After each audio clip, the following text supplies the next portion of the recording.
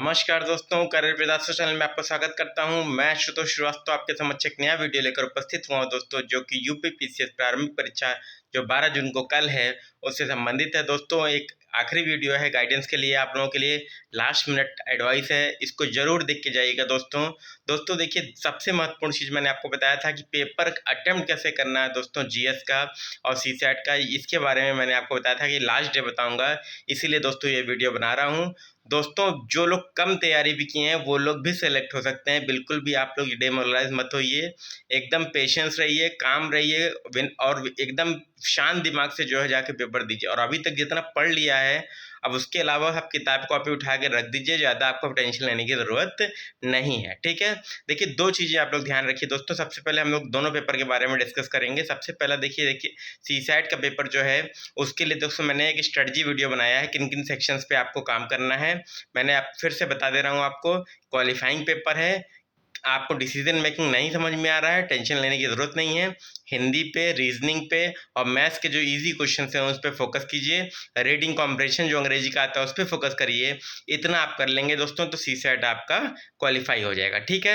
अब आते हैं दोस्तों जो मेन सेगमेंट होता है जीएस का, उसकी बात कर लेते हैं दोस्तों। देखिए जीएस में दोस्तों ज़रूरी नहीं है दोस्तों कि अगर आपने पूरी पढ़ाई कर ली है, सारी एनसीईआरटीज़ कंप्लीट कर ली हैं, सब कुछ जानकारी ले ली है आपने, तो आपका जीएस निकल ही जाएगा। देखिए बेसिकली ये नॉलेज का टेस्टिंग नहीं है दोस्तों, आप हमेशा ध्यान रखिएगा। प्रशासनिक सेवाएं जो होती हैं या जितने भी बड़े इंस्टीट्यूशंस होते हैं, आईआईटीज़ के, आईआईएम्स के, या जितने भी आपके आईएएस की और पीसीएस की जॉब्स होती हैं, ये सब दोस्तों प्रेशर को हैंडल आप कैसे करते हैं 2 घंटे में, इसका टेस्टिंग है बेसिकली। तो आपको प्रेशर हैंडल करना आता है कि नहीं, आप प्रेशर में परफॉर्म कर पाते हैं कि नहीं कर पाते हैं, ये उसका परीक्षण है दोस्तों बेसिकली।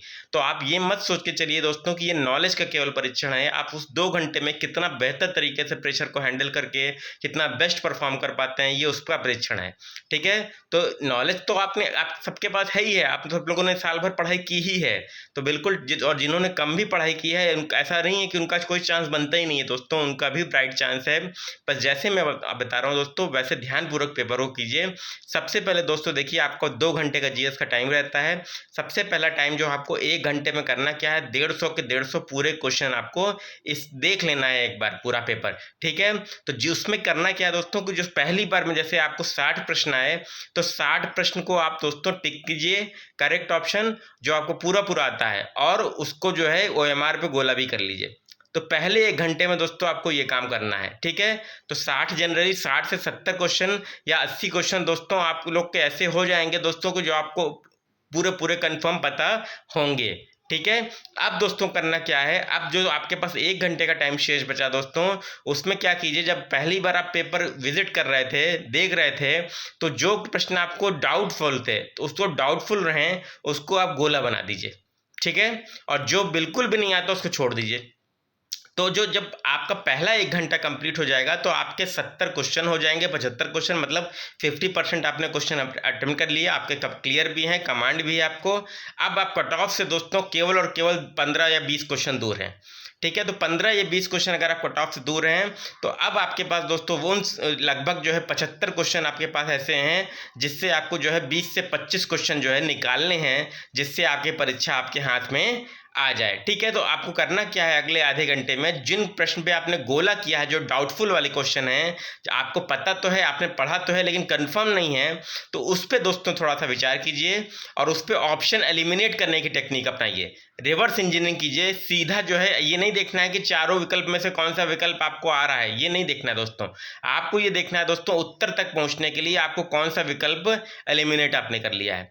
जैसे आप बहुत सारे क्वेश्चन ऐसे होंगे जिसमें दोस्तों 2 ऑप्शन आपको आते होंगे, 2 ऑप्शन नहीं आते होंगे, तो जो नहीं आते हैं दोस्तों बस उन्हीं 2 पे विचार करना है आपको। इसका मतलब 50% पॉसिबिलिटी, प्रोबेबिलिटी तो हो ही गई आपकी कि दोस्तों वो क्वेश्चन सही हो सकता है, क्योंकि 2 ऑप्शन तो आपने ऑलरेडी एलिमिनेट कर लिया है और 2 ऑप्शन बचा। तो 2 ऑप्शन में दोस्तों आपको केवल क्या करना है, बस ये देखना है कि इसमें से कौन सा आपका जो है सबसे पहली बार जो लग रहा है उसी को टिक कर दीजिए। क्योंकि दोस्तों देखिए जो हमारा सबकॉन्शियस माइंड होता है वो कैसे काम करता है इस बात को समझिए। आपने अगर एक बार भी पढ़ा है कहीं पे तो आपको वो क्लिक करेगा, और जो पहली बार क्लिक करे दोस्तों वही आपका सही आंसर होता है, ये ध्यान रखिएगा, ठीक है।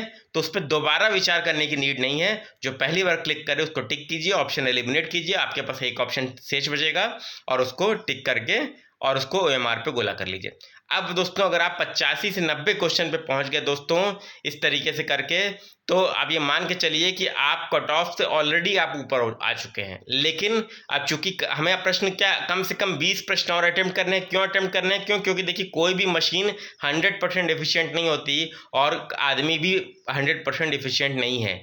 कोई भी व्यक्ति जो है 100% क्षमतावान नहीं होता, उससे गलतियां होती हैं। हर मशीन की एक्यूरेसी होती है, हर आदमी की एक्यूरेसी होती है। तो 20% एवरेज मान के चलिए कि आपसे गलतियां होंगी, हर आदमी की होती हैं। तो 20% सीधे सीधे मान के चलिए कि आपसे जो है 22 से 25 क्वेश्चन आपके गलत होने ही हैं। तो उनको अकोमोडेट करने के लिए दोस्तों आपको कम से कम 110 तक ले जाना होगा, ठीक है। और ले जाने के लिए मैंने जो टेक्निक बताई उन्हीं को केवल अपनाइए। जो डाउटफुल क्वेश्चन है उन्हीं पे केवल अटेम्प्ट कीजिएगा। 100% वाले आपके 75 क्वेश्चन आपने पहले राउंड में कर लिए हैं, और जो सेकंड राउंड में जो आधे घंटा बचा दोस्तों उसमें आपने जो आते थे गोला वाले क्वेश्चन उन पे विचार किया, उनको अटेम्प्ट कर लिया। अब दोस्तों आपके पास जो लास्ट आधा घंटा बचा है दोस्तों, उसमें क्या कीजिए कि उसमें बस आपको जो है 10 या 15 क्वेश्चन और अपना पंप करके बढ़ाना है, ताकि आप 110 115 पर पहुंच जाइए, ठीक है दोस्तों। तो इतना ही करना है, केवल डाउटफुल वाले क्वेश्चन पे अटेम्प्ट कीजिएगा दोस्तों। और केवल दोस्तों देखिए बिल्कुल नहीं आने वाले क्वेश्चन 20 या 25 क्वेश्चन होंगे। 20 या 25 क्वेश्चन को छोड़ दीजिएगा, आप टेंशन लेने की आवश्यकता नहीं है। आप जो है डाउटफुल वाले क्वेश्चन के लिए मैंने बताया कि आप पहले राउंड में 1 घंटा में जो पहले फुल्ली आते हैं उनको कर लीजिए। दूसरे राउंड में दोस्तों क्या करना है, आपको जो है एक बार स्किप करना है। दूसरे राउंड में सारे क्वेश्चन, मान लीजिए 60 क्वेश्चन आप कैसे हैं जो आपको लग रहा है कि हो सकता है, तो आप 60 क्वेश्चन एक बार पूरा आधे घंटे में देख डालिए। तो उसमें से मान लीजिए आपके 20 क्वेश्चन बढ़े तो आप 20 टिक कर लीजिए, 75 से 95 आप पहुंचे।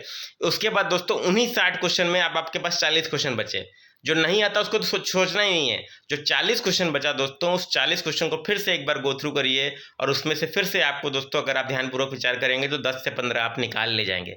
तो 3 राउंड में आपको 3 फेज में, जैसे पोलिंग होती है इलेक्शन में, मतदान होता है 3 फेज में, वैसे ही आपको जो है 3 फेज में अपना पेपर भी करना है। और जितनी फेज में दोस्तों आपने कुछ अपना सही आंसर प्राप्त कर लिया आपको लगता है, उतना OMR में तुरंत गोला करिए। OMR आखिरी टाइम में गोला करने के लिए मत रखिए, ठीक है दोस्तों। तो ये मेरा गाइडेंस था, ये लास्ट मिनट टिप थी। आप लोग को अच्छा लगा वीडियो तो प्लीज़ से लाइक कीजिए, शेयर कीजिए, सब्सक्राइब जरूर कीजिएगा दोस्तों। अब वीडियो पूरा देखने के लिए बहुत बहुत धन्यवाद, और आप सभी लोगों को शुभकामनाएं। बेस्ट ऑफ लक, फोड़ के आइए पेपर, और मेंस के लिए हमारे निबंध लेखन और आंसर राइटिंग वाले प्रोग्राम में जुड़िए। Thank you very much, best of luck.